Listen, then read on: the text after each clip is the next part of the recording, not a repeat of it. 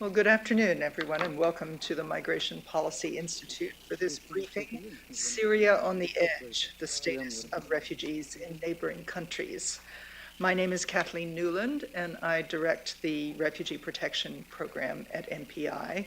We are live streaming this event today, and I'm pleased to welcome our online participants as well as those of you who are in the room with us today.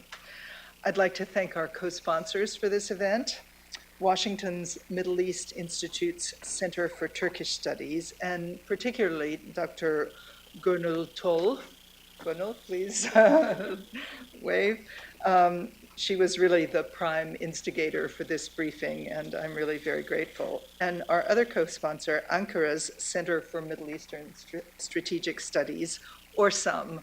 We're delighted to have Dr. Saban Kardas, the president of ORSAM, with us today. The underpinning for this briefing is a new report from ORSAM entitled The Situation of Syrian Refugees in Neighboring Countries, Findings, Conclusions, and Recommendations.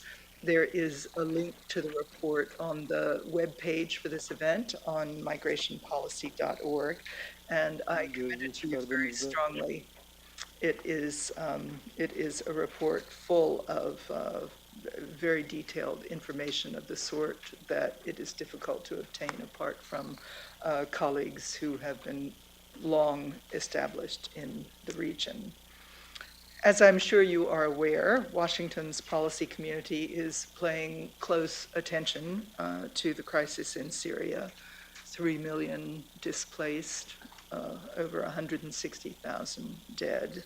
There have been many roundtables, briefings, panels, etc. But it's relatively rare that we have reports from researchers and policymakers from the countries in the region who have really been able to immerse themselves over a period of time in the situation. The ORSAM report is based on 6 months of field research in Turkey, Iraq, Jordan, and Lebanon. And as a result, it has a great sort of texture and detail that I have found certainly extremely valuable, and I'm sure you will too. We have a distinguished panel of speakers to introduce and comment on the report. Their biographies were on your chairs as you arrived, so I will not spend much time introducing them. Time is always too short for these events, so that's one efficiency we like to introduce. We're very privileged to have as our first speaker, live from Ankara, Dr. Fuat Aktay, the Director General of AFAD, which is the Disaster and Emergency Presidency reporting directly to the Prime Minister of Turkey. We are especially grateful to him for joining us today, knowing how preoccupied he and his colleagues are with the mining disaster that has just taken place in Turkey. And I would like to offer our condolences to the families and communities of the miners who lost their lives, and to all of you who are working so hard to respond to the situation. So if I may ask you, Dr. Aktay, we're awaiting your comments. Thank you. Thank you, Kathleen and Dr. Kardas. It's very great to be with such a wonderful audience indeed over there, and wonderful friends out there. I wish I had been there to be with you, but as you have just mentioned, just due to a disaster, a mining disaster, I had to be at the field indeed. Just returned back from the field and basically joining you through the teleconferencing. I'll just try to make it as brief as possible indeed regarding the Syrian issue. It's been almost 4 years indeed that we have been dealing with the issue, not just as a country but as a neighbor indeed. We have been eyewitnessing indeed that's what has been going on out there, just sufferings of all those people, and with a country which has a very long border it's almost impossible for Turkey to ignore what's been going on in Syria indeed. So we have been trying our best, and we will be trying our best to make the situation, just to ease the situation and ease the suffering for the Syrians as much as possible indeed. I'd like to thank to you and to ORSAM indeed for getting involved such a great huge issue and becoming part of it, especially to make the entire world hear about the issue indeed. Thanks for raising the awareness. So what's the case right now in Turkey is that we have more than almost 1 million Syrians indeed. It's been increasing day by day. I don't remember how many Syrians we had, Dr. Kardas, when we had the meeting at your office last time, but right now it's more than 1 million, and I am afraid it's getting more and more, especially with the UN estimation. UN basically estimates that it's going to get the situation in Syria is going to get maybe worse, hopefully not. And the refugees, the number of refugees in the neighboring countries, not only in Turkey, but in the entire neighboring countries are going to get higher and higher. So right now, since the beginning of the crisis, I just checked the dates indeed, it's April 11, 2011 indeed, that we had the first refugees entering Turkey with around 250 people. Since then, it's like within the 3 years have been over. It's already over, and we are in the 4th year right now. It's more than 1 million. So we have started basically building camps. We just indeed don't call them camps in Turkey. We call them temporary protection centers. Indeed, this is even not the name we call them cities indeed, either tent cities or container cities, just to make them feel more comfortable that they live in a city rather than a camp, because it's not easy to live in a tent or container for 3 or 4 years indeed. So we try our best to make them more comfortable indeed. So we do have as Turkey as an open door policy from the first day, and we wish that our friends, especially in the Western countries, are going to follow this policy indeed, the open border policy over there. The numbers, as the figures have increased, the number of the camps have increased as well indeed. Right now we do have around 22 camps. Let me just call it camp right now, just for the sake of understanding each other better. We do have 22 camps, especially in the near border cities, in 10 cities indeed. And we have almost like more than 220,000 Syrians in those camps. The situation in those camps are comparatively, basically comparing to the others in the entire world, including the UN camps, it's relatively a lot better than anywhere in the world indeed. As I said, it's just a city rather than a camp indeed. It has its own educational campuses, it has its own basically healthcare campuses, logistics campuses, and even it has its own like regarding a special management model indeed, in which the representatives of the people, of the Syrians who live in those camps are represented in the camps. So they do elect basically their reps from each community, and those reps are basically represent their own community in the camp management. So through those camps, indeed, we are not just offering shelter or food. Indeed, we are offering a lifestyle to those who live there. We are basically trying to get them a taste of having a saying in their own lives, basically a kind of taste of democracy in a way, if you would like to put it into that way. As far as the number of students, like out of those 1 million, almost 50% are kids and 30% are students, which makes it 500,000 kids are in Turkey, living in Turkey, and almost like 300,000 students living in Turkey indeed. So this is indeed, from another point of view, it's a kind of like needs analysis maybe. Out of those 300,000 kids just in the camps, we have around 70,000 students. We have schools in every single camp, and basically through UNICEF also. UNICEF is somehow involved, but mainly the Turkish government. UNHCR is also involved in those camps in terms of observing and monitoring what has been going on in those camps. Just indeed, the most recent figures that I checked, the number of people who have given shelters in those camps have basically is around 500,000.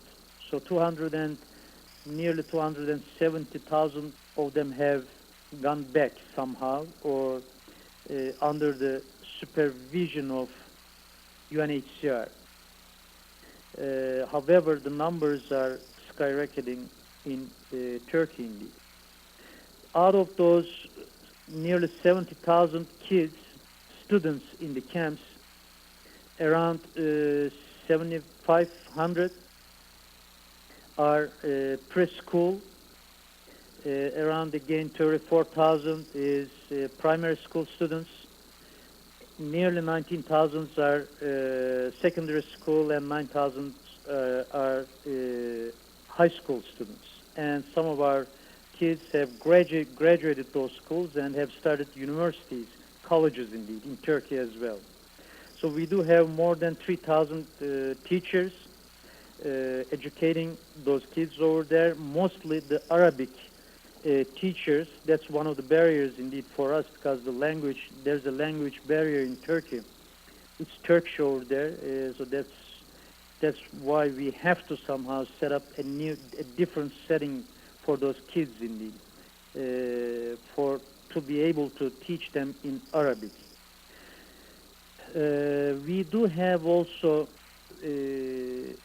training services for the kind of like vocational services for the adults as well. So we do have more than 30,000 people who have already graduated from those classes, which include language schools, including English, Turkish, Arabic, and computer classes, hairdressing, and all those types of courses indeed.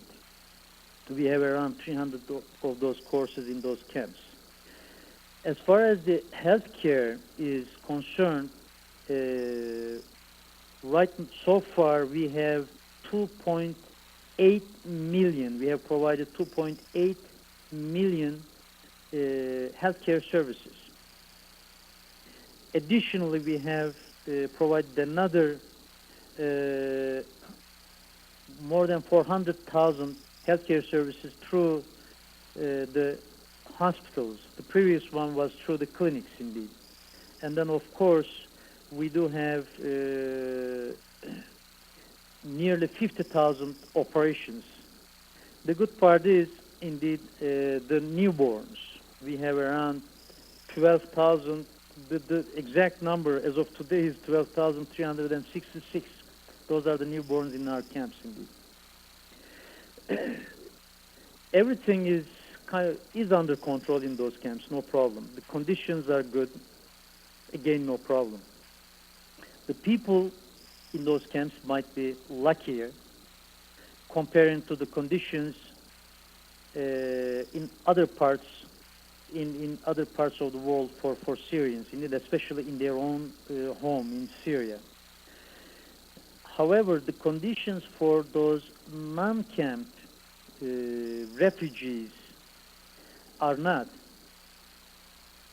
I'm just, I would like to repeat on that part, are not as lucky as the ones in the camps.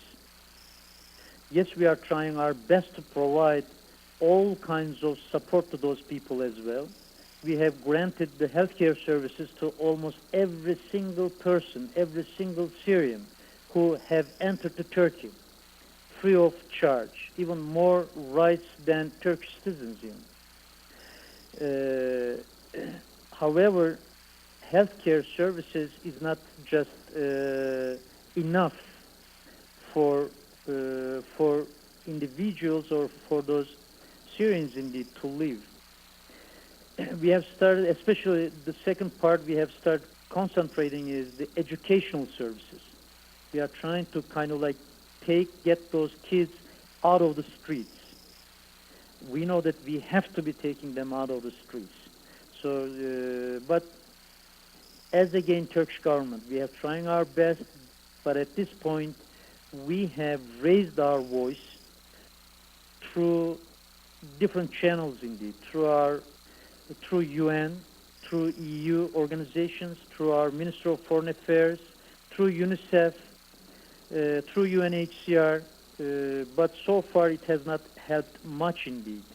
Many people have visited Turkey, including the UN General Secretary and UN ex-General Secretary Kofi Annan.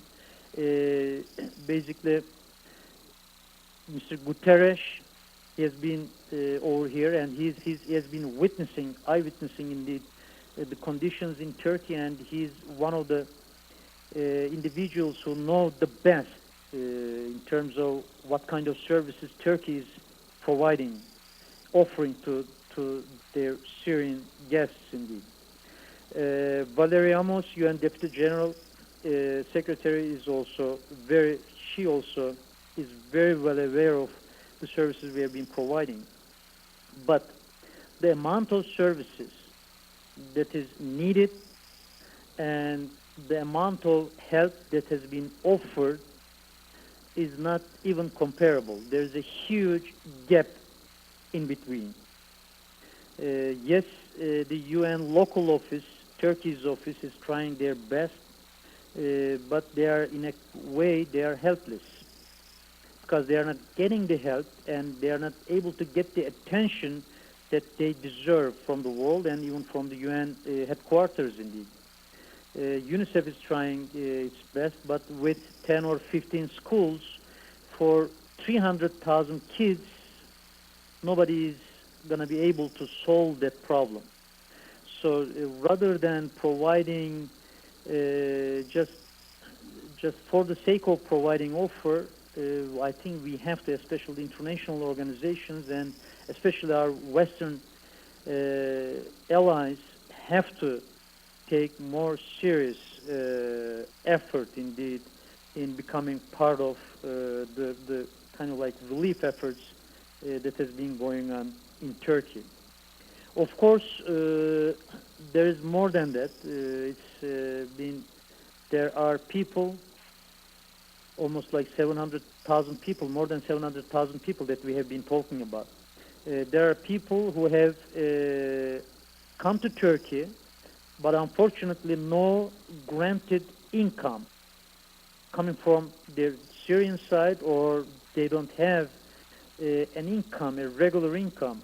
Even the wealthy Syrians who have come to Turkey through legal ways and were able to support themselves are not able to support themselves anymore.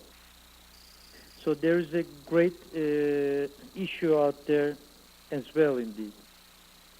Basically, I don't want to keep it long. I would like to keep it short, provide my messages as clear as possible, and answer questions if you have any. I don't know the format of the meeting, if the format allows, of course. Basically, as I have said in summary, just let me give you one more, let me share a couple of more figures with you indeed. The international help, it's around $220 million so far. The cost, the Turkey so far, based upon the UN standards, we have spent more than $3 billion. So 220 million is in addition to that amount. 141 million out of this 222 belongs to UN institutions indeed. WFP is one of our partners in the camps, of course. UNHCR, UNICEF is some of those institutions, organizations indeed. Saudi Arabia has one major contribution with $50 million. The rest is almost none. Just, I have UNHCR's figures indeed over here. This is kind of like, I think, I'd like to just share that figure indeed. UNHCR report states that we do have more than 1 million in Turkey, but based upon the UNHCR report, our Western allies have pledged to accept 18,000 of Syrians. So 18,000 comparing to 1 million, I guess I don't need to compare the two, I guess. Yes. Just as far as the stats concerned, do I have time? If you're Kathleen? willing to entertain a few questions, that would be wonderful. So please give us the information you were about to give us, and then we'll have just a few questions, if you would. Okay. Should I stop or get the questions? If you're ready to conclude, we will open the floor. Okay. Let me just conclude. So I'll just then skip some of those statistics that I have and basically just state that Turkey has been involved not only in the Syrian issue but throughout the entire world indeed. Based upon, again, the UN report, basically right now it's open to public, explained in Geneva. Turkey ranks the fourth and ranks third as a country after United States, following United States and the United Kingdom. Turkey is trying its best. We have been trying our best, not only again in Syria, but almost like throughout the entire world, from Philippines to Afghanistan to Haiti, Chile, Somalia, Syria, wherever there's a problem, we are going to be there just for the humanitarian reasons. Again, thanks. Let me conclude here and basically open the floor for the questions.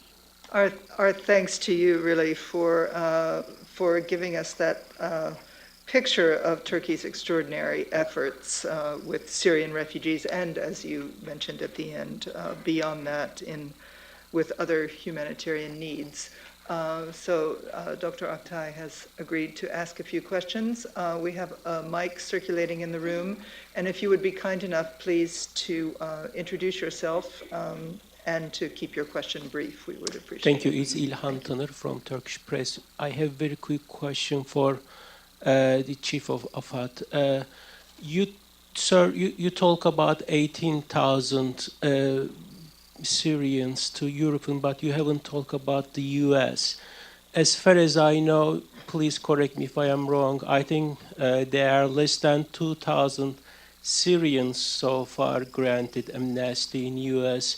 Can you tell us how it is possible that countries such as the U.S. is accepting or inviting so few Syrians? Thank you. I guess, thank you indeed. I guess it might be one of the questions out there. It might be the awareness issue. I don't know. It might be a political issue. I'm not sure, but let me just give you a couple of numbers. In the U.S.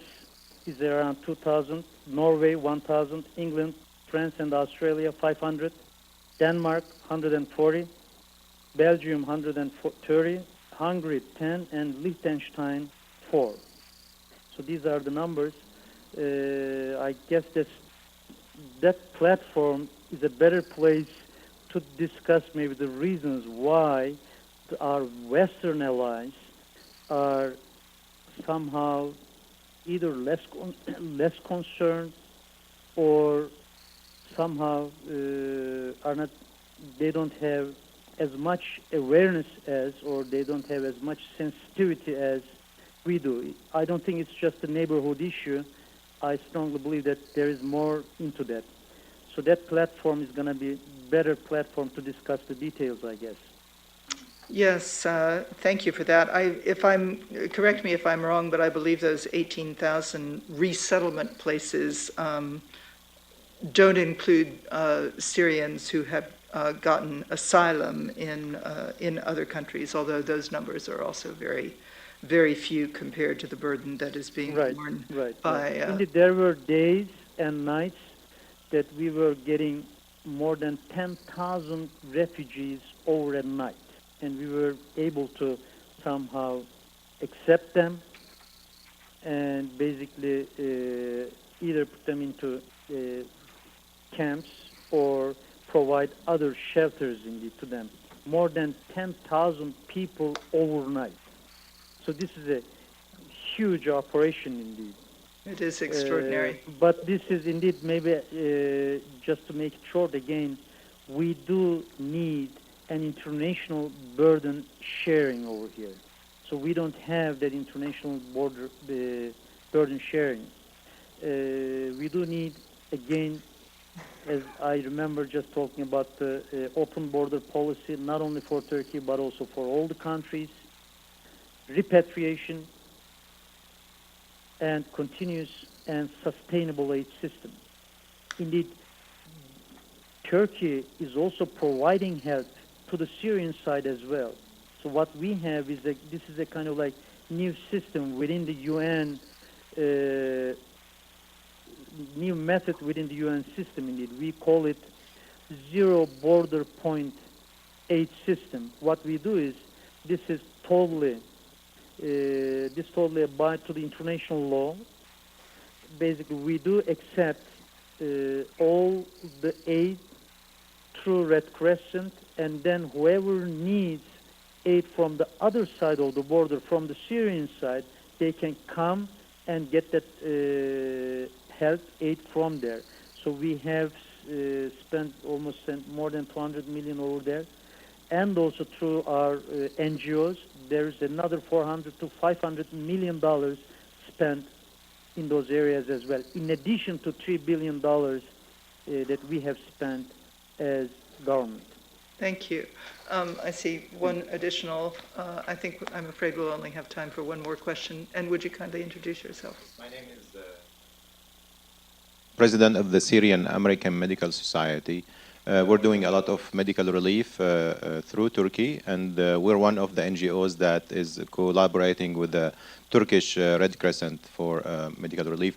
We really appreciate what the Turkish people and the Turkish government have been doing to the Syrian refugees and people, and I cannot express my feeling toward what Turkey has done towards my brothers and sisters from Syria. And no matter what we say, we cannot give appreciation to what you have done. And I hope that you understand that the Syrian American community in general is one of your best friends here in the United States. We are gearing for our international conference in Turkey next month. This is our second international conference. And we hope that we can meet with you. But my question, of course, I want to convey also my condolences for what happened in the mine disaster recently. If anything we can do, we'll be happy to.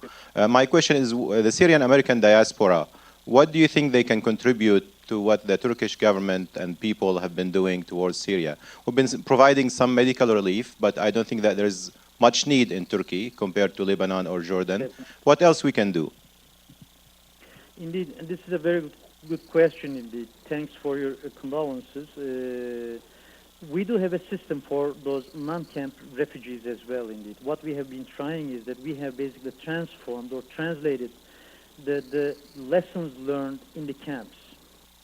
It's one of the best practices. Indeed, what we did is has taken those best practices and formed a model. In that model, what we have is, it's a pool. We have been registering all the Syrians. We have registered almost like nearly 550,000 of those. Once we registered them all, but right now the system works as of today. This has an IT system in itself as well. Once we register, what we have over there is the needs analysis, a clear needs analysis. How many kids, where, at which grade, and their needs. So this basically provides the schooling needs for the kids. And also, when we register them, we do gather their health. We do ask questions regarding their health, basically. We do have that information, so that also provides the amount of healthcare services needed and also the type of healthcare services that's needed and also where. We do have economic situation of those Syrians as well in that system. That also provides the need, the economic need that they will need indeed. So at one side of this system, what we call this, it's an AFAD aid distribution system. In one side, we do have the demand. We have registered them all, and we have been continuing to register. And at the other side, what we have done is we have basically asked to UN, EU, and the entire world and the NGOs to register to that system as well. So we are able to provide user ID and password for that system so that you can see online needs for 724. So then you might donate, you might commit for certain donations in terms of once you see those needs, you can basically tell in which area you would like to donate. And this is going to be through classical ways. You will be basically distributing your own donations, basically whatever the contribution that you are making, you will be meeting with the refugees and providing your support to them. However, through this system, what we are doing is we are making sure that one family does not get 5 times or 10 times of help from different NGOs, while another one does not get any. So you will be able to report it back to your donors indeed. So this is a working system right now available. So what we would like to offer you and to the entire world indeed to register into that system, become part of it, and see the needs and basically become the part of the system. We do have the projects indeed, schooling projects, hospital projects, and other kind of projects as well indeed. So as AFAD, we can provide those projects to you, and basically we can provide the financial need for over there. If you want, you can go ahead and basically construct or perform whatever the things that needs to be done over there, or if you want, we can do it for you. We know what is needed in Turkey. We know how much is needed for the Syrians in Turkey, and we know where it is needed in Turkey. If you would like to become part of it, you are most welcome. Please just give us a call. It's just that easy. Well, thank you very, very much, Dr. Oktay, for taking time to join us here today. We're really grateful and wish you all the best in your work and hope that the needed assistance arrives quickly. And above all, that the war in Syria comes to a conclusion. Thank you. Thank you very much. Please accept my regards and have a wonderful and successful conference over there, workshop. Thank you. Have a nice day. Thank you. I would like to turn now to Dr. Saban Kardas, the president of ORSAM, to introduce the report on the situation of Syrian refugees. He will be followed by Oytun Orhan, a researcher at ORSAM, who acted as project manager for this report and the research that went into it. And then to comment on the report contents, we will have Peri-Khan Aqrawi-Whitcomb from the Middle East Research Institute, who will discuss specifically the situation of Syrian refugees in the Kurdish region of Iraq, where she has worked for some time. Sorry?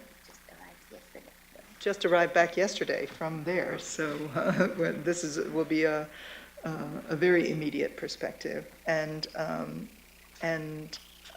then we will have Dr. Faysal Itani from the Atlantic Council, who is going to respond about the situation in Lebanon. So, Dr. Kardas, if you will, be so kind. Thank you, Kathleen. And also I would like to thank to Gönül for putting us together at this excellent organizational event. I'm not going to take much time because Oytun will be talking about the main conclusions of the report, especially given that we are running out of time a little bit in terms of the introduction by Dr. Oktay. I will give briefly some background to our project, then hand over to Oytun.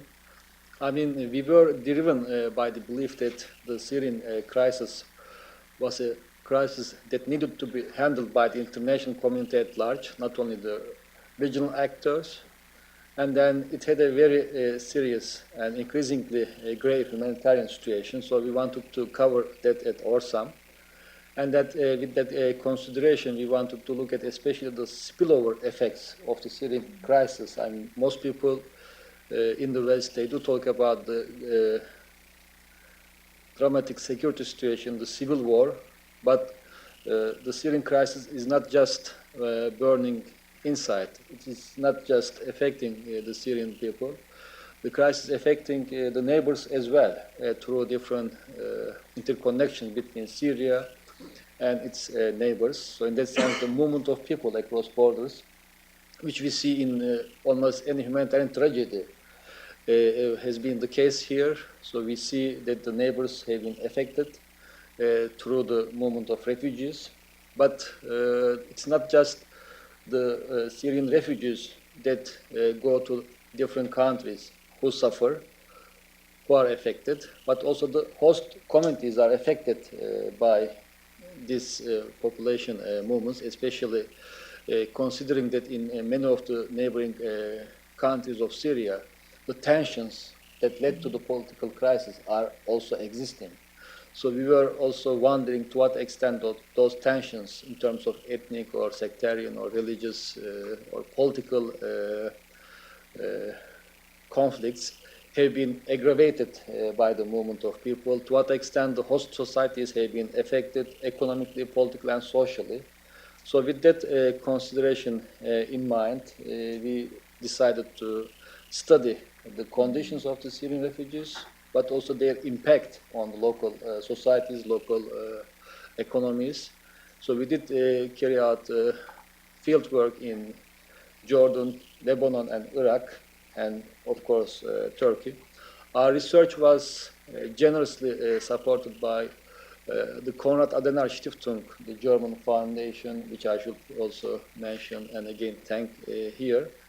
And then we recently launched the report. We had a workshop in Ankara as well with the participation of researchers from Jordan, Lebanon, and Iraq. Today we were hoping to have a colleague from Jordan as well, who also carried out a study in his own country, but unfortunately because of visa issues he couldn't make it. At least today we have speakers who are going to look at the issue from a Lebanese point of view, from an Iraqi, northern Iraqi point of view. And then, as I said, this is a crisis. The Syrian crisis is a crisis that has created a lot of spillover effects, and the humanitarian side of the story, the refugees, is only one of them. And personally, and also at ORSAM in our research, we realized that the crisis has also been to some extent mismanaged by the international community. Here we see the failures of the international community in terms of addressing the needs of the refugees. But the local countries that did receive the refugees, they have different capacities, they have different political frictions, so the impact has been uneven. In each case, you see different patterns, but despite that, we also see similarities in the impact. In some countries, you see similar trends. In other countries, the impact also differs, but also the assistance of the international community differs from case to case. So in the report, you find most of these conclusions. We can also discuss them here.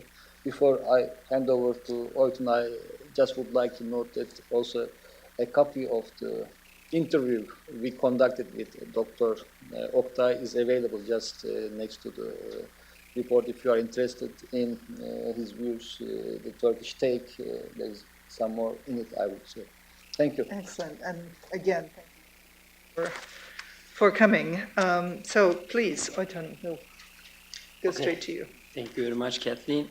In my presentation, I will not focus on the situation of the Syrian refugees in countries because my colleagues will focus on that issue. Peri-Khan and Faysal will focus on the situation of the Syrian refugees in Iraq and Lebanon. But I will try to present the findings of our project, of our report in my limited time. Let me start with giving some basic data about the Syrian refugees. You can see the numbers of the Syrian refugees who immigrated to the neighboring countries. In total, you can see that there are nearly 3 million Syrian refugees who immigrated to the neighboring countries. Actually, you have to take into consideration that these numbers only include the numbers that registered Syrian refugees. So there are more than Syrian refugees who are settled in those host neighboring countries. For example, in Turkey, as Mr. Oktay said that, although I wrote 600,000, there are nearly 1 million Syrian refugees in Turkey. And in Jordan, there are 480,000 Syrian refugees, but this is the only registered Syrian refugees. But the numbers, when we were in Jordan, when we talked with the Jordanian officials, they give us the number that there are between 1.2 and 1.5 million Syrian refugees in Jordan, and it is also the case in Lebanon and in Iraq. The ones living in Lebanon in the camps is 200,000, but there are nearly 800,000 Syrians in Lebanon, and if we include the ones who are not registered, it is 1.2 and between 1.2 and 1.5 Syrians living in Lebanon. If we look at this table shows us the refugees' place of origin and the cities that refugees are settled in the host country. This table actually shows us, tells us two things.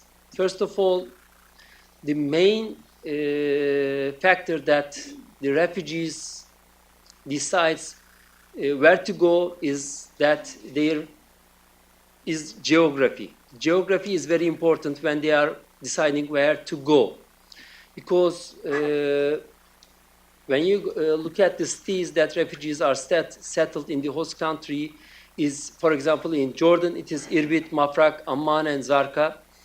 Irbit, Mafraq, and Zarqa are the governorates which are in the border region. And also, this is the same situation for all other countries. So, geography is very important when the immigrants are deciding where to go. And the second thing that this table shows is that there is a direct correlation between the identity of the refugees and where they decide to go.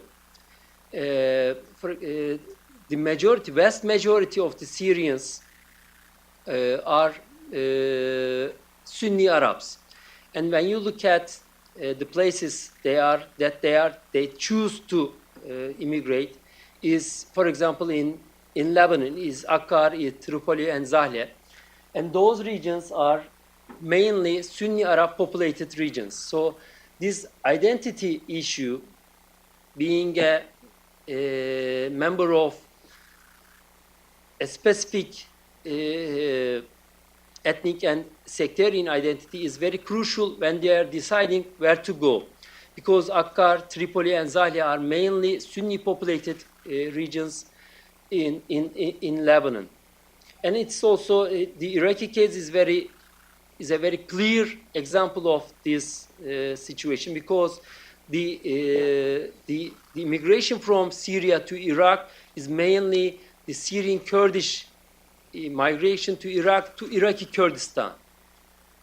So the people who are migrating from Iraq to Syria are mainly Kurdish originated people to Iraqi Kurdistan. So geography is very important in that respect, and also your identity is very important when you are deciding where to go.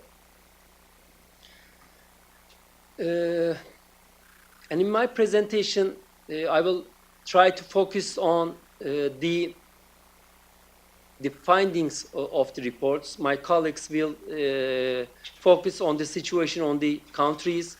I will try to put the situation in the neighboring countries in a comparative manner with respect to the situation of the camps, the local refugee relations, and also the radicalization trends among Syrians, and also local people and Syrian relations. And in that respect, if we start with the situation of the camps, we can say that, as Mr. Oktay said, that Turkey is in a foremost position regarding the camp conditions among the countries.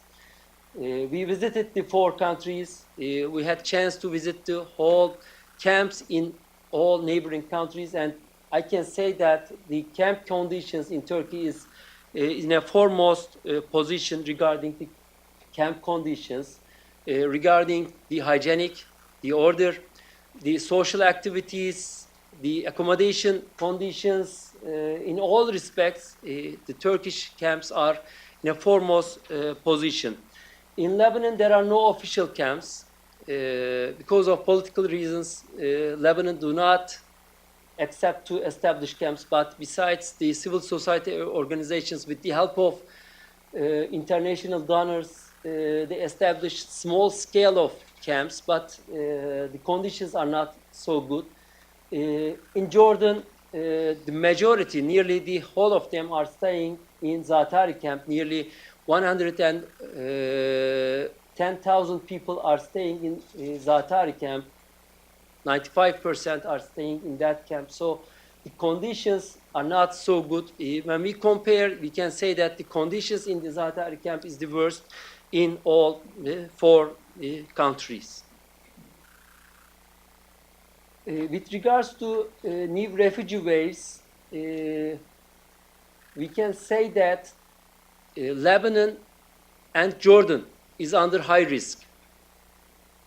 Because when the refugees are deciding to immigrate and where to immigrate, it is the security factor that leads them to decide to immigrate. And when the new refugee waves, in that context, if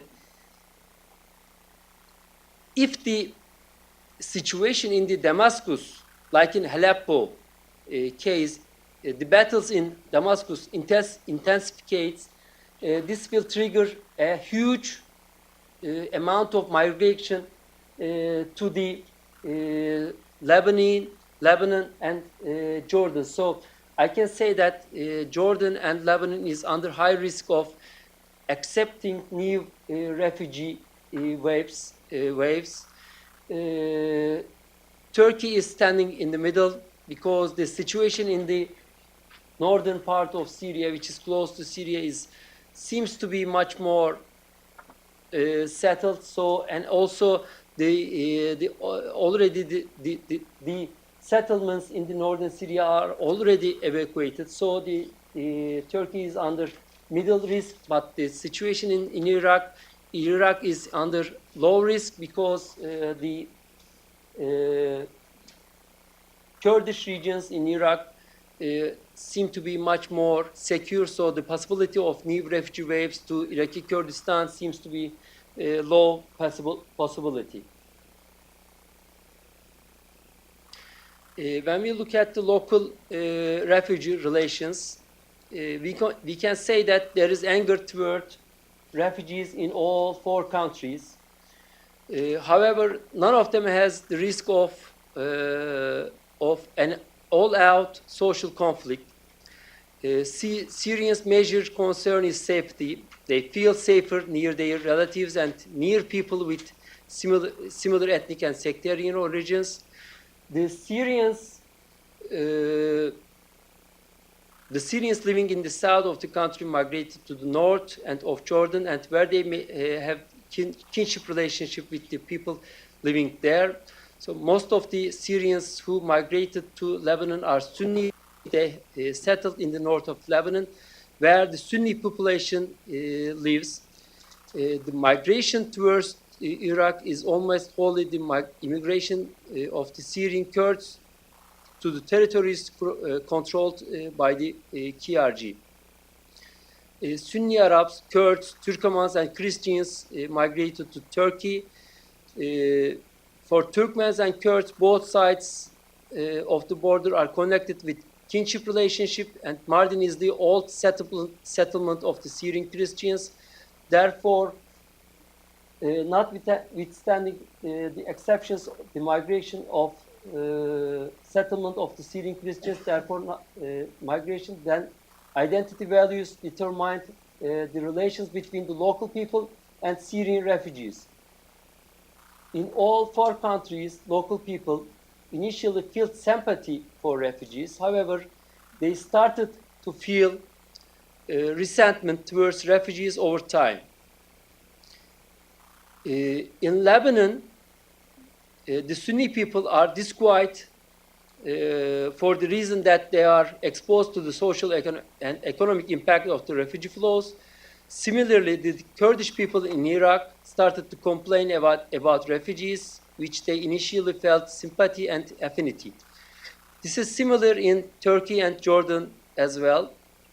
The popular reaction in Jordan is mostly in the northern provinces. The popular resentment is limited to a few border provinces in Turkey, since Turkey is geographically larger and its economically is not directly affected.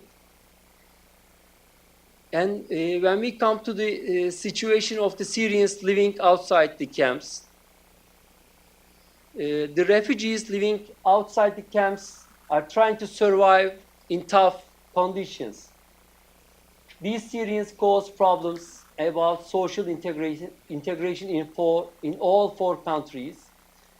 Refugees in Jordan, Lebanon, and Iraq speak the same language as the local people. So this is an advantage for social integration. But when we look at the Turkey case, Turkish people do not share the common culture or do not speak the same language. So this might be seen as an disadvantage for social integration. But the advantage for the Turkey is that Turkey is with regards to geography and its economy, it is more easy for Turkey to absorb the Syrian immigrants in Turkey. So, for example, when we look at the Gaziantep case, there are more than 100,000 Syrians living in Gaziantep, but the population of the Gaziantep is more than 2 million. So the Syrians in Gaziantep are not so visible. But when we look at the Lebanon case, the total population of the Lebanon is 4 million, and they are hosting 1 million people. So they are so much visible, and the economy of the Lebanon is not enough to absorb that much Syrians in their country. So this is an advantage of the Turkey. When we look at the ethnic sectarian polarization, I can say that Lebanon is under high risk. This is because of their political and social structure, which is based on quotas distributed to different sects and ethnic in Lebanon. So Lebanon is also already polarized in sectarian lines. So, and also Lebanon has become a direct partner of the Syrian civil war. So this also increases the level of ethnic sectarian polarization in Lebanon. But I can say that in Iraq and in Jordan, there is a low possibility for ethnic sectarian polarization. In Turkey, it is limited with the bordering cities, mainly in Hatay, as it has close ties with Syria and has a heterogeneous demographic structure. And the desire to migrate to third countries, we can say that with regards to our findings, Turkey is the more likeliest country to, the Syrians are more likely to migrate to third countries because of geography. Turkey is traditionally and historically is a country that is a transit road for the migrants from east to west. So this is also the case for the Syrians. Now, at the beginning, there were a lot of Syrians living in the border area, but now we have a lot of Syrians living in Ankara, in Istanbul. So these people, these Syrians, these immigrants, will probably go to European countries. So Turkey is the most probable country which the Syrians will try to go to third countries. And regarding the radicalization trends, I can say that Jordan is under high risk because the conditions are very bad in Jordan. And the Syrians in Lebanon are living, also in Lebanon are living under harsh conditions. So in Lebanon and Jordan, there is a high risk of radicalization among Syrians. The Lebanese support either the regime or the opposition. There is a direct polarization among the Syrian Lebanese society. So this affects the position of the Syrian immigrants inside Lebanon. So we can say that also we can add that there is the conditions of the immigrants inside Lebanon is very hard, and taking those conditions, we can say that there is a high possibility of radicalization of Syrians inside Lebanon and in Syria. I think I'm out of time. Actually, I have some evaluations about the countries specifically, but I have to conclude here. Maybe we can conclude in the Q&A session. Thank you very much. Thank you. I'm very much, the report is really so full of content that I thank you for getting through as much of it as you were able to in this short time, and I'm sure we will come back to some of these questions in the Q&A. So let me now turn to Peri-Khan to tell us about her observations in the Kurdistan region. First of all, thank you very much to the organizers for having me. I just arrived a bit yesterday from Erbil, and I'm going to return tonight. And I just want to make clear, when I return, I'm going to work for the Middle East Research Institute, which is going to be the first independent think tank that is based in Erbil. I was volunteering for the last year in the Kurdistan region, with the Syrian refugee crisis.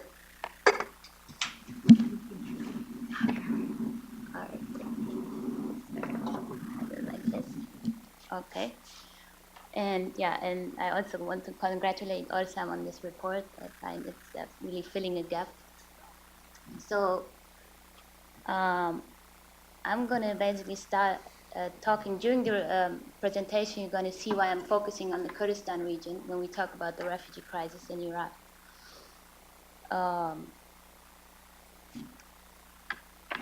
Sorry, I have to do my the Kurdistan region, first of all, what is it? It's an autonomous federal region of Iraq that has a population of 5.2 million. All of Iraq has around 32 million. It consists of 3 governorates, Erbil, Saleimani, and Duhok, and hosts 97% of the Syrian refugees in Iraq. It's an area larger than the Netherlands and 4 times the area of Lebanon. The official language in the Kurdistan region is Kurdish and Arabic. And as stipulated in Iraq's federal constitution, Kurdistan's institution exercise legislative and executive authority in many areas, including regional budget, policing, security.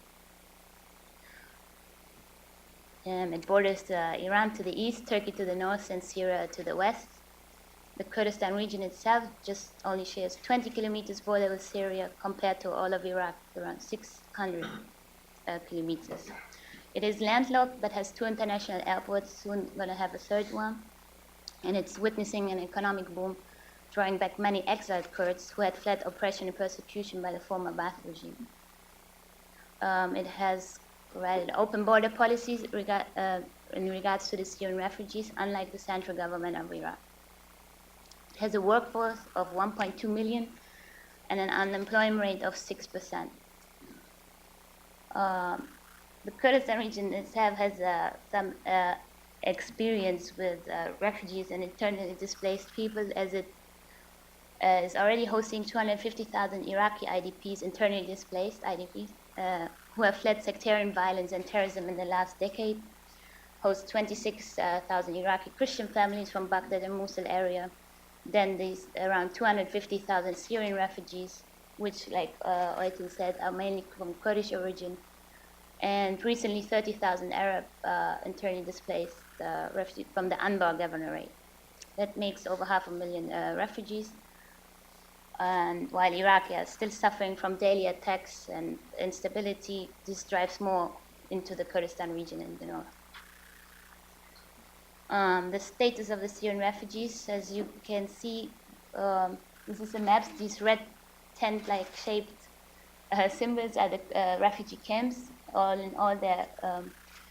And then you can see on this smaller map the concentration of the camps. So, like Oytun also indicated, the closer the proximity to the Syrian border, the higher the concentration of the refugees. So most of the refugees are in Dohuk governorate and mainly in the Domis camp. These are all data from the UNHCR report. It's like a monthly brief, and you can find it online. It's the April version, so these data are from end of April. And again, here you can see from left to right is like the 3 governorates, Dohuk, Erbil, and Saleimani. And Dohuk being the government closest to the border of Syria, having the largest concentration of refugees.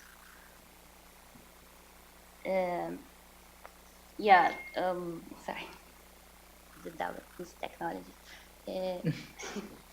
By 2013, out of those 250,000 Syrian refugees in Iraq, nearly 120,000 of them lived in cities like Dohuk and Erbil, while the other remained and lived in tent camps. And then you can see, for example, in the Erbil government, we have a percentage compared towards the host community. It's like 5% of the host community. Dohuk government, it's a share of 9%.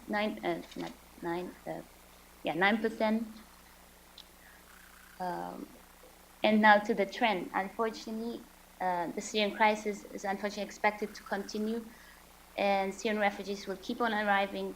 The crisis will continue, as I said, unfortunately, and those who have fled because of war will still continue to come in the future, even if tomorrow the Syrian was hopefully would end. It will be the economy is broken, so the region is preparing for itself more people to come and to have a long-term strategy. And according to the UNHCR prediction, by the end of 2014, they predict that the refugees in Iraq are going to double to up to 400,000.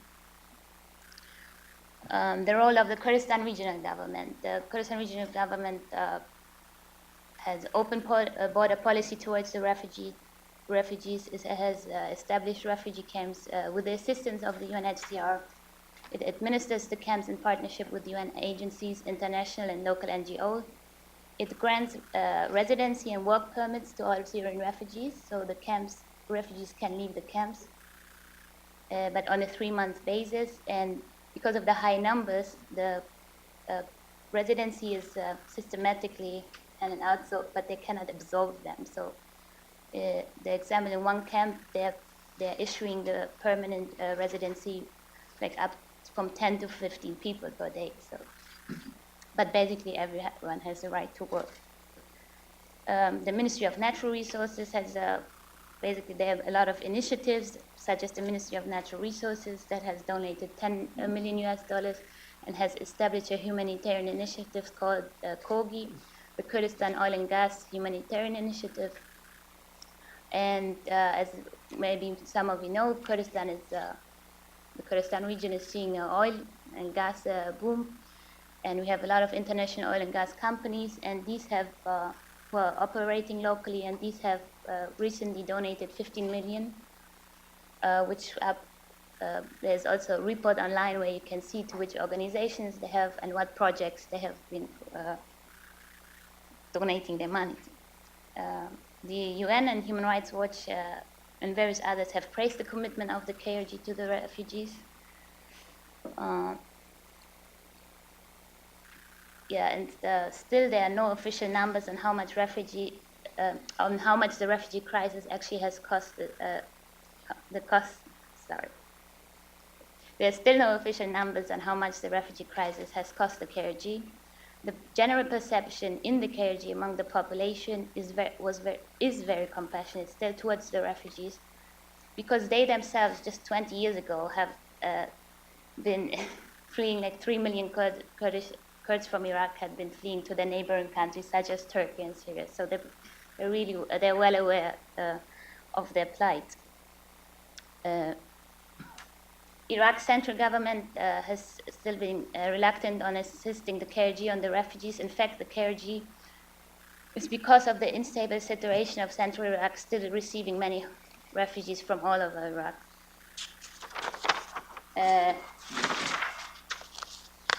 I think time is not there, so I'm going to speak now. The refugee crisis has been detrimental to many of the developing economies, as we know, in the Middle East, and the critical humanitarian aid to refugees. These governments had to divert basically valuable resources that they need themselves because they're developing economies for the Syrian refugee crisis. This comes in terms of food and material aid, increased security concerns, decreasing local wages and government collections, and as a result of a sudden influx of labor, pricing shocks, and as a result of scarcity and desperation, increases in health and service demands, and others.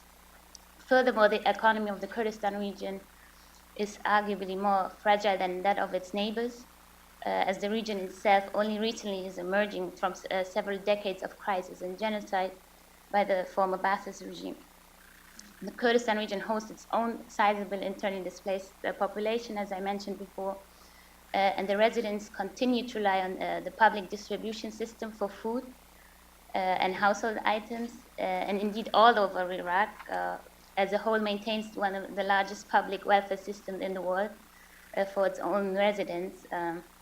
And with the refugee influx, this refugee influx heavily strains this critical system, which maybe the main population of Iraq is relying on. And to offset this strain, the international organization governments have provided financial support to countries in the MENA region. For example, the US government supplied the government of Iraq and Baghdad with $45 million to offset the cost of hosting these refugees. But this money should have been distributed to the appropriate authorities, remembering that 97% are located in the Kurdistan region, but so far just 7 million have arrived. And this, you have this to put in the context that, sorry, technology. It died. Yeah, this is, comes in the context. There has been, also in the past, a dispute between the KRG and the central government about the budget. And that's gone. Sorry. So yeah, the plight of the Syrian refugees, I'm just going to show it. I mean, this 8 minutes is, I think every country needs its own week. But coming to the plight of the Syrian refugees, the uncertainties, first of all, they have uncertainties of returning home. Many camps resemble more and more permanent settlements. This is like, you can see that from Domi's camp in Duhok, especially because they can go out and work. They bring back, I mean, the money, it's not a lot, but they start to build their tents. A tent is becoming a house, and slowly they're extending, and who knows? I mean, it seems like that in 5 years it's going to be a settlement, Domi is like the outskirts of the hook. You see they have their own like little shops, barber shops, or they're like, I'm going to show you some pictures where you can see. Yeah, and jobs are often available in construction and service industry, but the question is how long? And not to forget the psychological impact of war, forced migration, and sudden reality of severe socioeconomic poverty cannot be forgotten. The harsh winter conditions in camps and hot summer months are the fertile ground for diseases, despite UN and KRG efforts. While you can register no major food shortages within camps, but the price of inflation, housing, the price of price inflation of housing and food outside the camps presents the biggest hardship for Syrian refugees, but also for the local population, as Oytun mentioned before. Yeah, here you can see these are the schools provided by the UNICEF, and here like a little shop owner. This is in the camp, a local hospital, and then several NGOs. For example, this is a twice a week a car that brings pregnant women into the town, into the city for checkups, and so it's basically the help of with the local population, NGOs, UNHCR and the KRG, that they're trying to do their best. But I think, yeah, while Turkey has maybe the best quality of camps, and like also indicated in your report, that but they are suffering from boredom, or that you can see in Kurdistan is maybe they're trying the best that they can do, but at least they have, it's not, they can get out of their camps and they can start alive by trying having a job. We have a lot in the camps. They're all, there's a rule, they have to be volunteers. The teachers are volunteers, refugees from the camp, the nurses from the camp. And yeah, and I think, like I said before, it's not all loom and doom. There are the positive developments. Actually, the Syrian refugees have brought in their active force in the labor market. They have brought a lot of skilled labor people out. You can see it. A lot of businessmen have come over, and it has changed for the better. But yes, how to cope with them? Will we integrate them? The best thing, I guess, is to help the Syrians in Syria to end this war and help them to get back to their homes. And I just remember when I started volunteering, it was this, the deputy director of the Bazani Charity Foundation, it's an NGO, who's the main operator with the UNHCR in the camp. He was telling me, so it was my first time in a camp, and he looked at me and said, don't be sorry that we will provide for the food, and we will provide for the long term for the basics, but it's about restoring the human dignity. And you can see it's really exceptional how these refugees have, how proud they are, and how it is, yeah, they are very exceptional. And thank you so much. And I really appreciate your making the point that that there are some positive aspects to these flows, as well as the tremendous challenges which you and the other speakers have outlined. So we'll turn without further ado to Faysal. Peri-Khan is quite right to say that each country could easily absorb an hour, but unfortunately we have only a few minutes. I would love to get a few questions in from the audience, so do your best. Thank you. My thanks to NPR and to all of you. I'm conscious of the fact that I'm the last speaker, so I will be brief. I'm not so much going to offer a survey of the situation, which ORSAM has done such a good job of, but rather just give some analysis and put it in political context in Lebanon. The United Nations, as of yesterday, said that there will be approximately 1.5 million Syrian refugees in Lebanon by the end of the year. To put that in perspective, that's about a third of the country. Obviously, the direct impact of the humanitarian catastrophe, there are reasons unique to Lebanon that I think make it especially worrying. Most obviously, in my opinion at least, it's the country with the least capacity to absorb and accommodate these refugees, and also the one least likely to maintain its political stability and integrity in the process. Except for the capital, Beirut, and the areas north and east of it, Lebanon is essentially a state in name only. Its politics are deadlocked. The executive and legislative branches function minimally at best. Its infrastructure is poor. Its public services are as well. And its security forces are overstretched and weak and politicized. And unfortunately, through a twist of bad luck, these weaknesses are especially apparent in those parts of Lebanon that have seen the highest refugee flows in the north and in the eastern parts of the Bekaa Valley. And so these are the sort of structural problems, but of course there's the political context in Lebanon as well. This is all happening against the backdrop of memories of the Lebanese Civil War, of which the sort of proximate trigger was the inflow and militarization of hundreds of thousands of Palestinian refugees in the 60s and 70s. The parallel is imperfect at best, obviously, but psychologically for many Lebanese, that's led them to reject the idea of offering a sort of long-term infrastructure to settle the refugees, including in the form of camps. But I think not only in those forms, I think institutionally in general, and there's sort of political consensus, which is rare in Lebanon over this. And obviously there's also the sectarian element. My colleagues described in detail, the most pertinent fact being that these are overwhelmingly Sunni Muslim refugees. The Sunni Muslim population of Lebanon is approximately, give or take, a third. Don't quote me on those figures because they're very divisive. But the point of fact is that as non-Sunnis see it, the Sunni population of the country is just increased by 1 million to 1.5 million people, upsetting this kind of long-held sectarian balance and reinforcing mistrust between the sects at a time when Sunni-Shia relations have been poor for the past decade or so anyway. And so the most sort of dramatic example of this is some pretty influential politicians, not Sunnis, going so far as to call for a forced deportation of many of these refugees and their relocation across the border into Syria. Now, this obviously hasn't gained traction for a whole number of reasons, but it is not as general an opinion and school of thought as you think in Lebanon. So essentially, in addition to the burden on government, it's a burden on politics. I would add to that the fact that the security services themselves are playing a controversial role in the handling of the refugee issue. For a number of structural, institutional, historical reasons that are too complicated to go into, different factions of the security forces in Lebanon are politicized in different directions. And so far, the forces that have led the refugee management effort, if you will, have coordinated quite closely with Hezbollah, and to a lesser extent with the Syrian regime.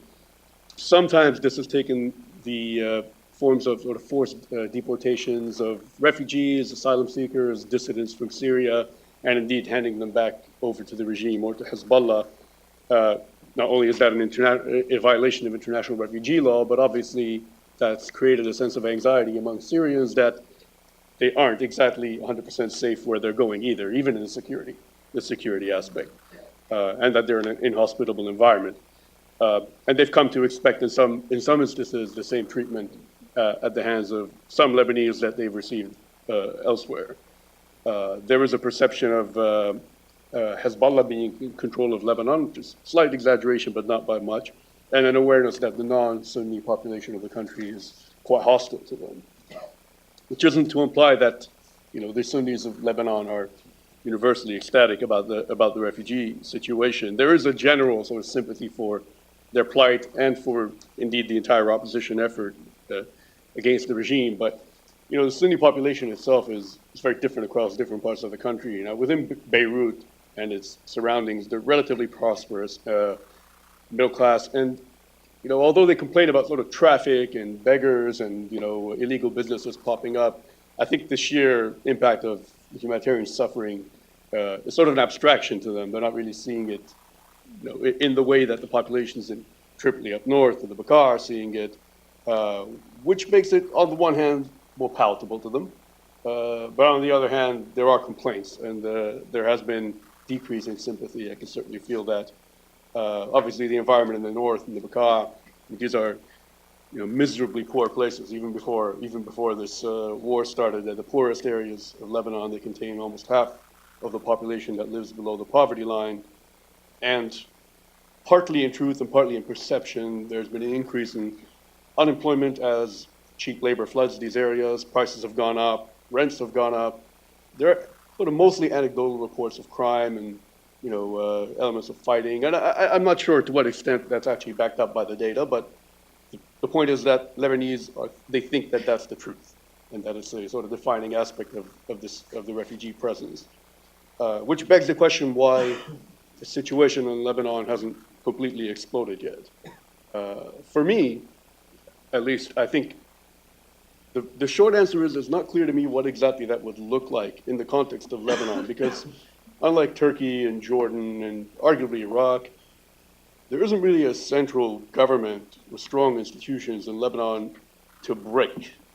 The state is weak, decentralized. Most of the country has learned to sort of function imperfectly in the absence of. So no matter what the impacts are, at least the direct ones, there isn't really radical change in life for most Lebanese. The political process, of course, preceded the refugees, certainly isn't caused by it, and certainly won't be solved with the refugee problem. The second, I think, mitigating factor against the complete collapse is some of these sort of social bonds that cross these borders, kinship, friendship. A lot of the areas along the northern border in particular, some of these places used to send their kids to be educated in Syria. People in Syria would send their kids to healthcare over the border into northern Lebanon. The border isn't really delineated, obviously, and nor is it very well controlled.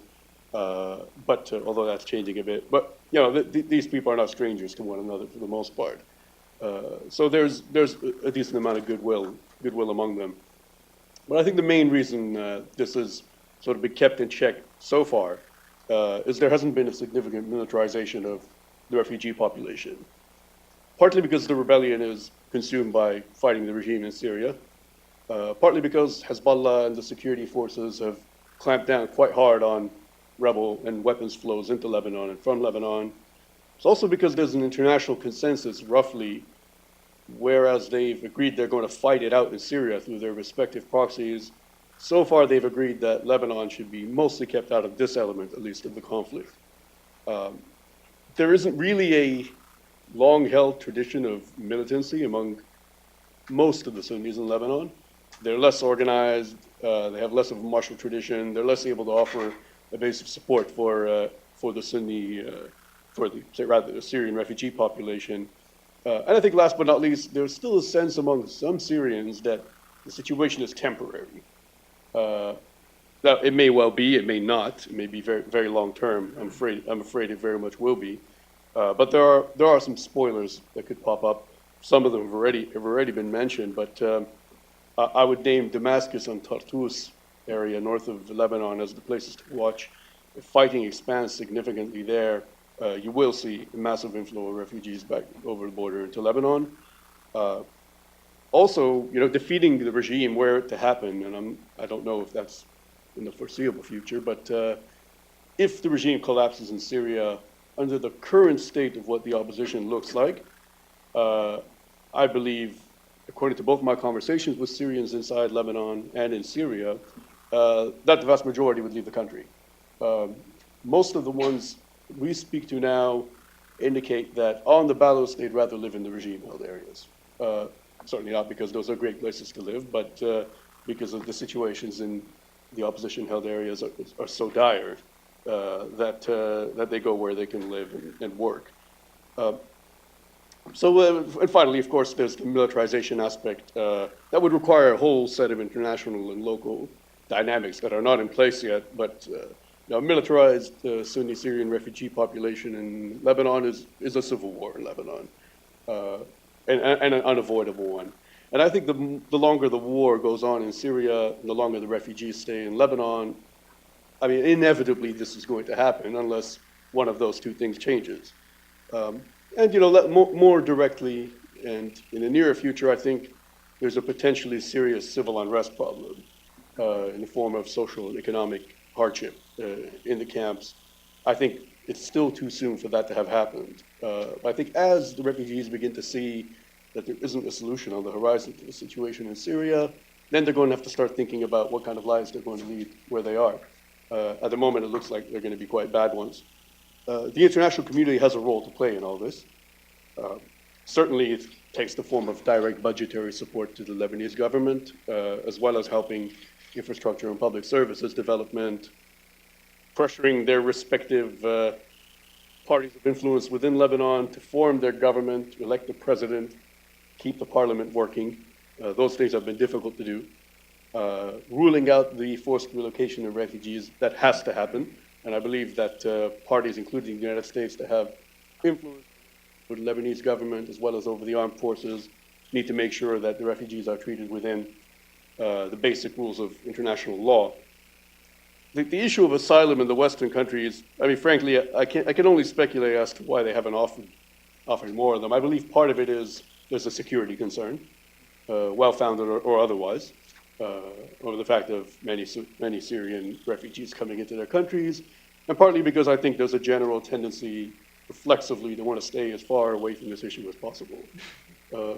And that includes, or perhaps applies especially to the United States. Finally, frankly, the only solution is in Syria, and that will require not the regime winning or the other side winning, but somebody being able to create some sort of political order that is minimally just and offers some opportunity for economic development. Obviously the regime is not going to offer that, and the opposition as it exists now cannot offer it. The high commitment but unavoidable mission is to create some alternative like that in Syria, although unfortunately I don't perceive that there's the political will to do that. So I'll stop there. Well, thank you very much, and thanks to all of you for a really compelling picture. I'm so sorry that we have indeed run out of time before getting into a discussion. If our speakers have a few minutes to hear comments or take questions, I am certainly willing to stay. I'm afraid our live stream comes to an end. Or perhaps we can keep that going for a few more minutes as well. Are you able to stay for a few more minutes? Okay, then let's just do 5 or 10 minutes for those of you who are able to stay. For those of you who are not, thank you very much for coming. Any questions, or are we all worn out at this point with absorbing so much information?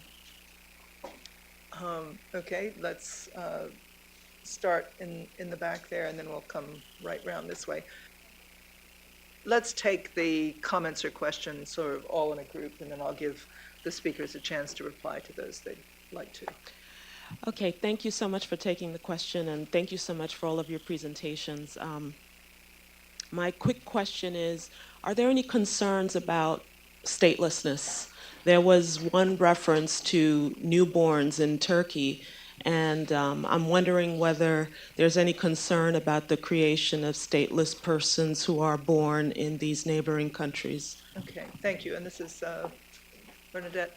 Sorry, my name is Bernadette Passad Cisse, and I've worked with UNHCR, the Catholic Conference, and Lutheran Immigration and Refugee Service. Thank you. Gentleman here in the yellow shirt. I'm Tom Loeb from Union College, and I was just wondering if you could comment about both in terms of Lebanon and Jordan about other interaction between other refugee groups. We have the Iraqis that have gone to Jordan, and of course the Palestinians you mentioned going to everywhere. So are there hostile or cooperative relations between the various refugee flows? Thank you. Very good question.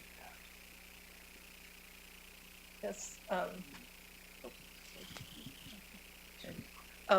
Go ahead, please, briefly. And My question is about the Syrian doctors who became refugees in Lebanon, Jordan, and Turkey.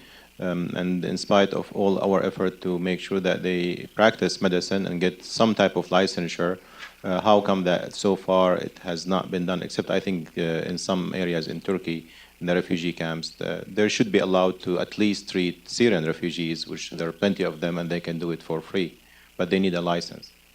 okay. Thank you very much. My name is Oscar Castellanos from Americans for UNESCO. I see with great concern this surge on anti-refugee attitudes in some of the local communities in the host countries. And my quick question is, what have you seen, or what are the responses that you have evaluated like the best from the international community? I mean, what were the responses that you see are being the most effective to tackle or to cope with this problem? Thank you. And was there one more behind? No, that's it. Oh, yes, there is one more. I'm sorry. Natasha Hall with DHS Resettlement. My question is actually a follow-up to yours, but specifically with regards to the Palestinian refugees in Lebanon, and specifically with regards to militarization in the camps. If you could speak to that, especially Ain al-Hilwa, there's been some dramatic developments. Okay, thank you all for your questions, and thank you for your brevity as well. Let's give our speakers a chance for last words in response to these questions, or any other last words you might want. Shall we just go down the... Okay, regarding the statelessness, in each of the neighboring countries, I think there are more than 10,000 new Syrians were born in the neighboring countries. So there are a lot of Syrians who are born in the neighboring countries. Actually, this statelessness issue is a huge debate in Turkey. Actually, there is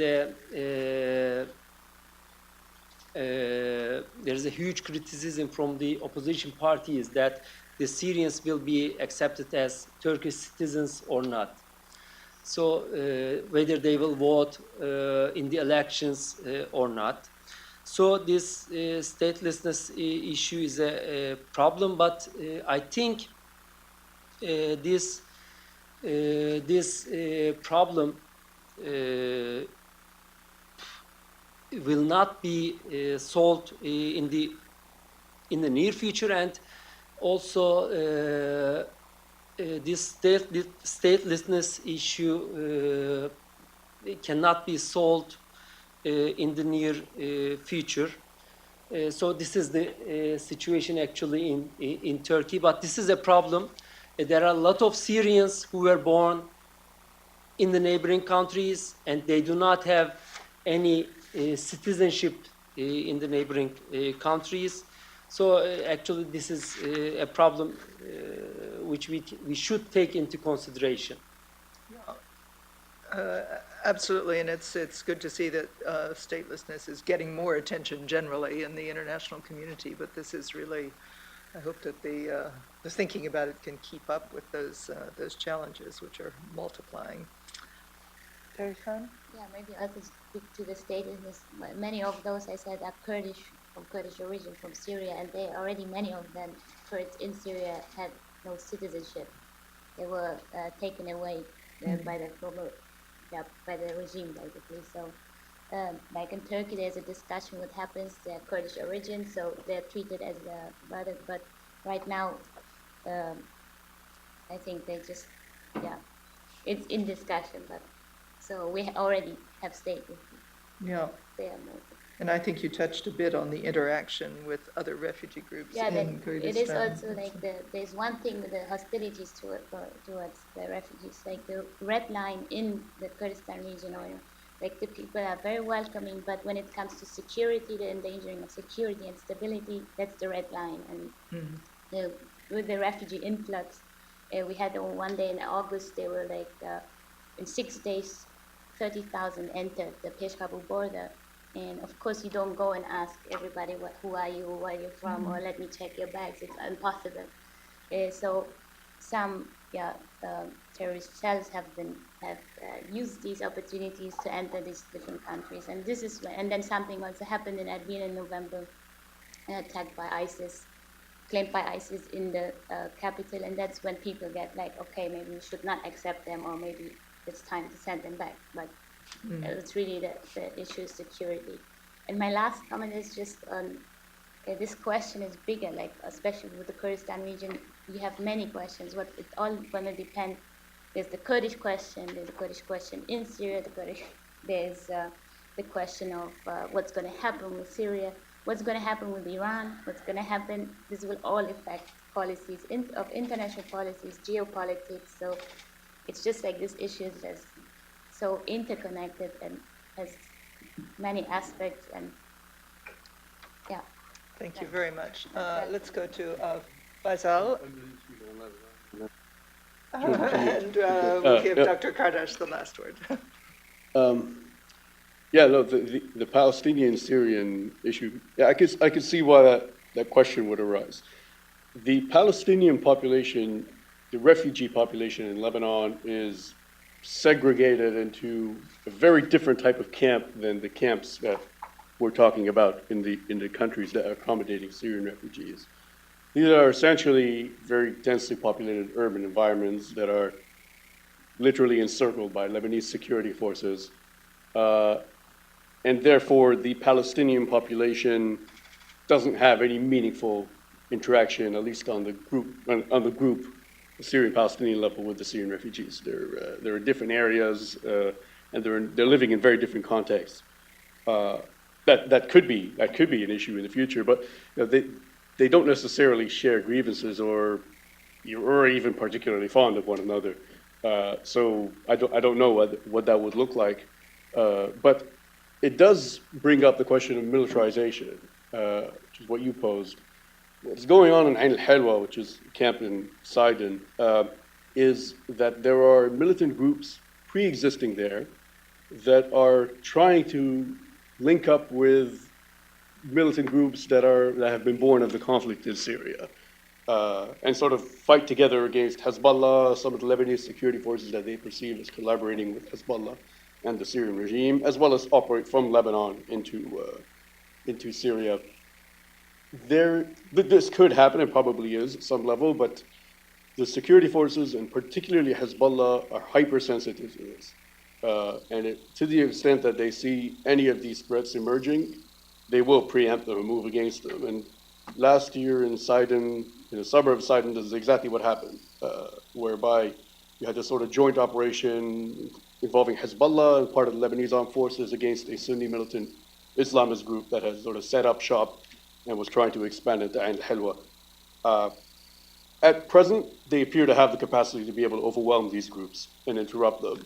Whether they'll continue to have that capacity, particularly as Hezbollah is consumed by the Syria issue, I don't know. But yeah, no, that certainly raises an important question, yeah. And finally, Okay. Dr. Kardas. About the Jordanian context, I could add a little bit into the debate. So as we see it, there are a couple of camps, but most of the Syrians are also living outside camps.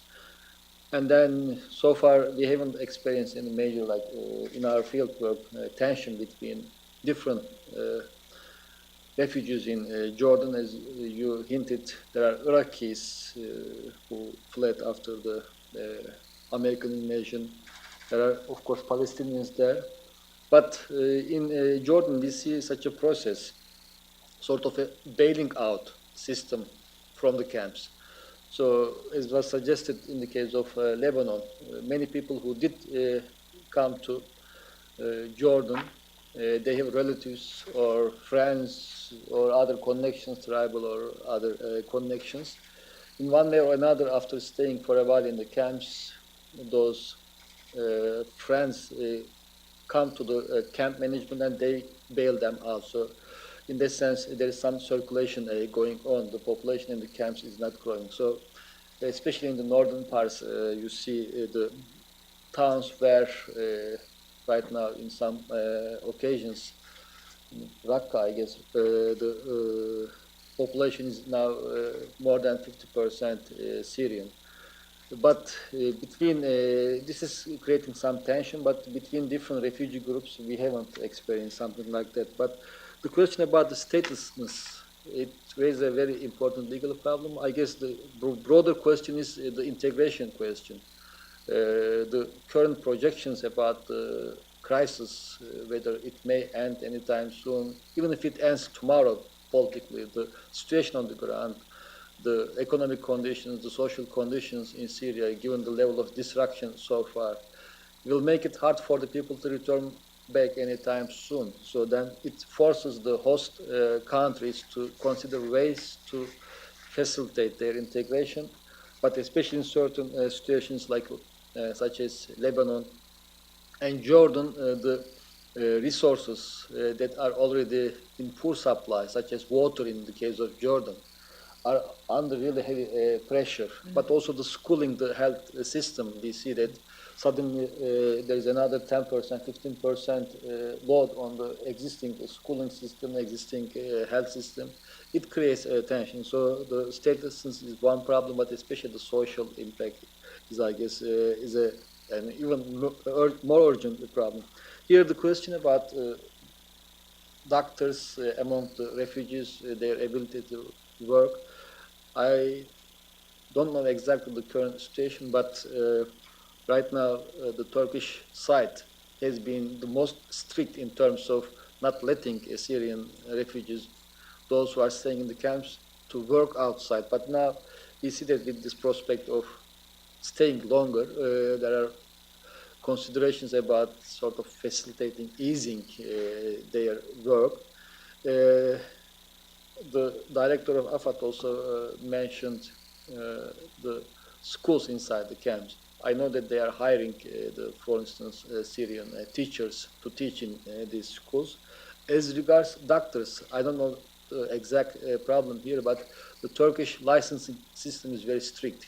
I know from my own friends that even those Turkish doctors who did study in European countries, when they return back home, they have to go through a very strict process. This might have to do with that as well.